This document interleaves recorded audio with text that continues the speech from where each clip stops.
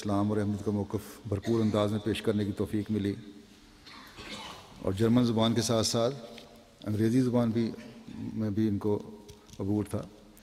German اور English میں دونوں میں نظمیں بھی لکھا کرتے تھے۔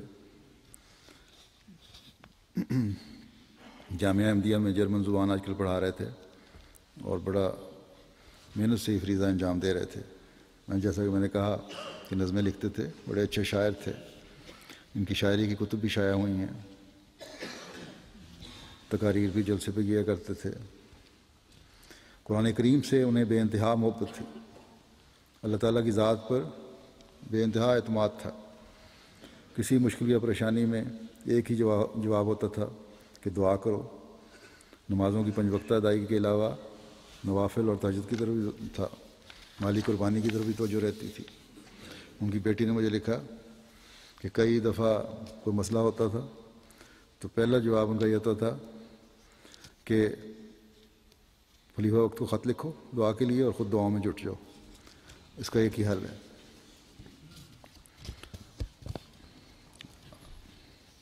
ان کی تصنیفات جو اس جماعت سے باہر کی تصنیفات ہیں، ان میں حضرت صلی اللہ علیہ وسلم کی تعلیمات کے 2 ایڈیشن ہیں جرمن زبان میں، اسلام کے بارے میں 99 سوالات اور ان کے جوابات، اس کا بھی کئی زبانوں میں ترجمہ ہو چکا ہے۔ پھر ہے اسلام میں عورت کا مقام، یہ کچھ سوالات ہیں، ان کے جواب ہیں، تیسری کتاب۔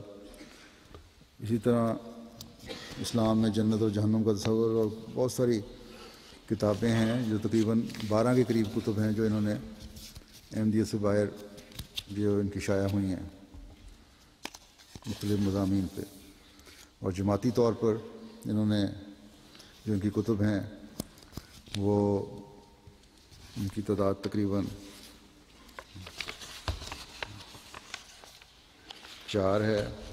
اس کے علاوہ میگزین وغیرہ تھے جن میں قادیان، دارالعلومان، اور پھر عورت کے کردار کے بارے میں ایک کتاب تھی، اسلام میں عورت کا کردار، اسلامی نظموں کے مجموعے، باقاعدہ اپنے جماعتی میگزین میں ان کے مضامین ہوتے تھے۔ کتابچے اور بروشر جو ہیں مختلف موضوعات پر، ان کی تعداد تقریباً 120 ہے۔ ٹی وی پروگرامز اور ٹاک شوز میں بھی شامل ہوتے رہے۔ جرمنی کے ایک مشہور یہودی کا پروگرام تھا، موضوع تھا اسلام کتنا خطرناک ہے، اس میں انہوں نے شامل ہوئے اور اسلام کا دفاع کیا۔ پھر ایک ٹاک شو ان کا تھا، کیا اسلام قبول کرنے والے انتہا پسند ہیں، اس میں انہوں نے بڑا کردار ادا کیا۔ تو اور اس کے کافی ٹی وی پروگرام ان کے تھے۔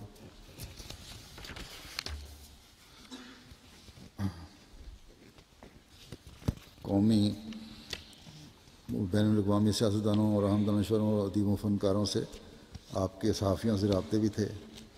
اسلام کے ناقدین کے علاوہ اخباروں، رسالوں اور پبلشروں سے بھی رابطے رہتے تھے۔ بڑے اخبارات، جرمنی کے بڑے روزنامے ہیں جن میں آپ کے مضامین چھپتے رہے۔ آپ کی وفات پر جرمنی کے 16 اخبارات نے خبر دی ہے اور کئی بڑے قومی اخبارات شامل ہیں۔ بہت سے مضامین میں آپ کو مسلمان ہونے والے سب سے مشہور شخصیت کے طور پر پیش کیا گیا۔ ہیسن صوبہ کے وزیر برائے مذہبی ہم آہنگی نے آپ کے بارے میں لکھا ہے کہ آپ اسلام اختیار کرنے والوں میں سب سے مشہور شخصیت تھے۔ فرینکفرٹ نیو پریس نے لکھا ہے کہ آپ ایک شاعر اور مبلغ تھے۔ ادب کے نوبل انعام یافتہ گونٹر گراس نے آپ کو 1960 کی دہائی کے عظیم مصنفین میں شمار کیا ہے۔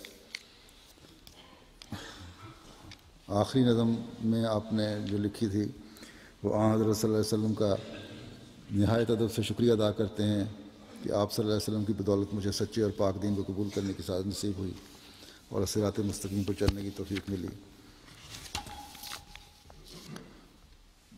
اللہ تعالیٰ ان کے درجات بلند سے بلند تر کرتا چلا جائے۔ آپ کی جیسا کہ میں نے بتایا کہ ایک اہلیہ ہیں اور بچے ہیں 8۔ اللہ تعالیٰ ان کا بھی نگہبان ہو، ہمیشہ اپنی حفظ و امان میں رکھے۔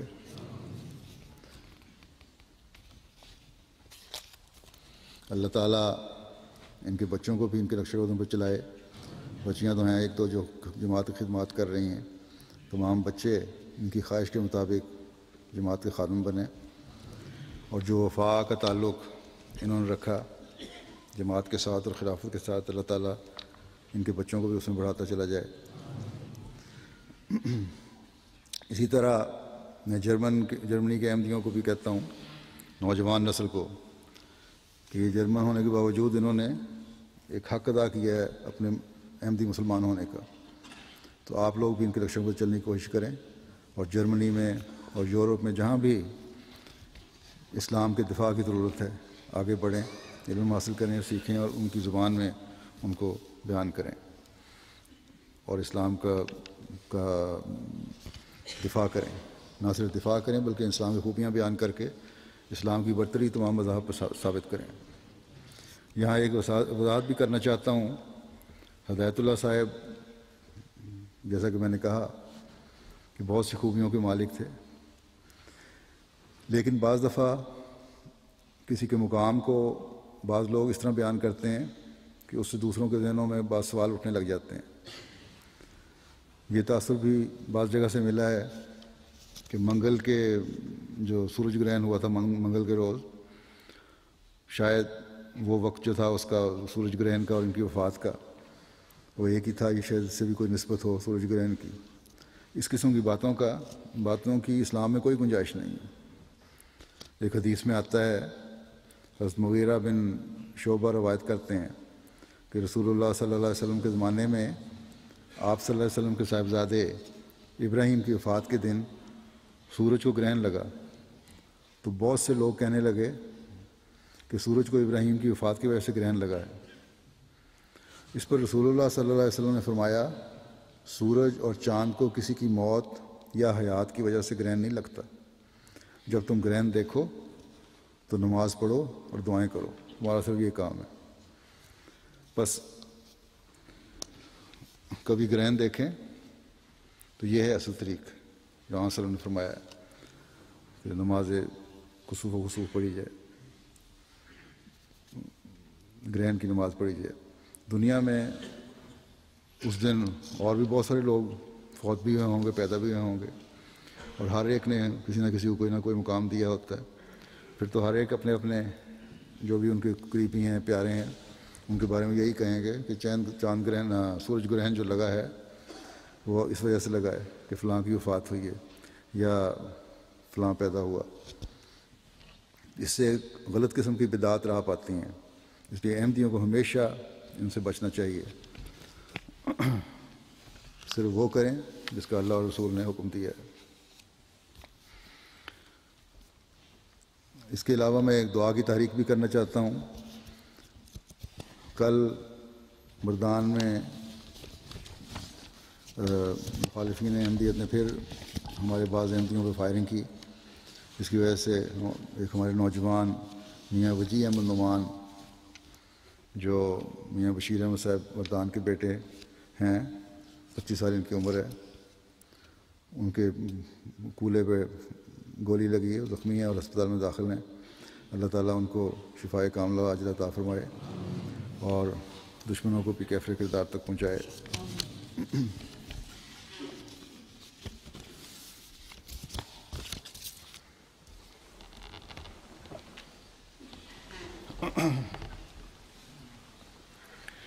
الحمد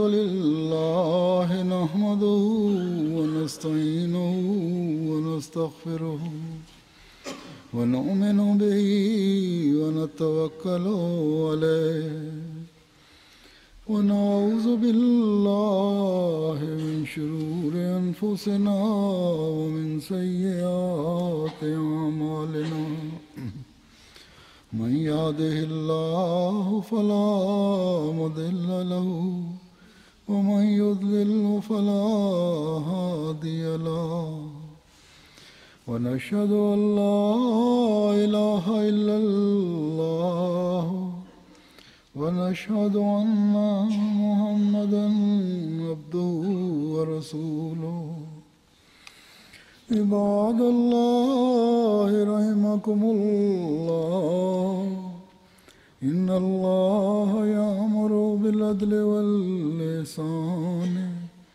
وإيتاء ذي القربى وينهى عن الفحشاء والمنكر والبغي يعظكم لعلكم تذكرون اذكروا الله يذكركم وادعوه يستجب لكم ولذكر الله أكبر